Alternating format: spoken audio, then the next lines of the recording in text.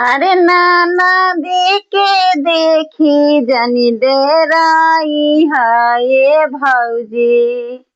अरे नाना देके देखी जनी डेराई हाय भौजी।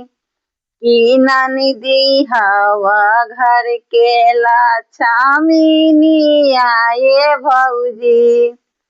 की नानी दीहिया घर के लाछामिनी आए भौजी। एगो साड़ी देव दूगो बताए बोजी भौजी। एगो सरिया देव दूगो बताए बोजी भौजी। की नानी दीहिया घर के लाछामिनी आजी भौजी।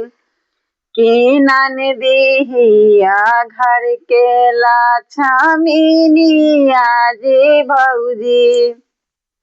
की नाना दी के देखी जनी डेराई हाय भौजी।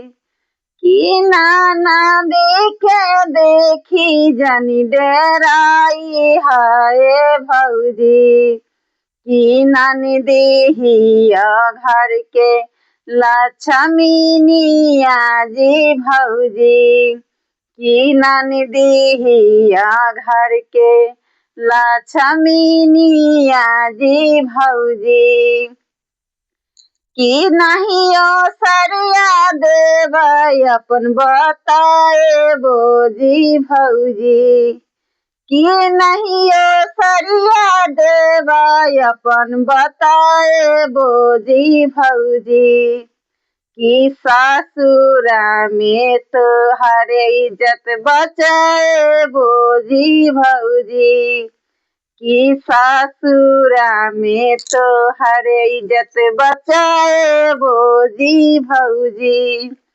की नाना दी के देखी जनी डेराई हाजी भौजी। की नाना दी के देखी जनी डेराई हाजी भौजी। की नानी दीहिया घर के लाछामिनी आजी भौजी।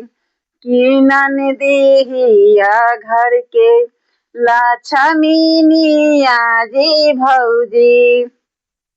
की माई बदौलत मैया बानी हाजी भौजी।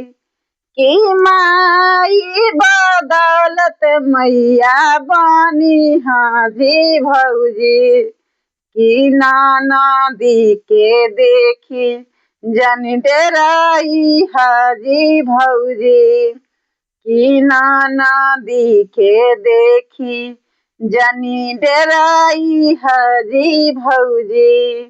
ये गीत आप लोगों को कैसा लगा कमेंट में जरूर बताइएगा। और ननद एक लक्ष्मी के रूप होती है, उनसे मत घबराइएगा प्लीज, सभी से अनुरोध है। राधे राधे, जय श्री कृष्ण।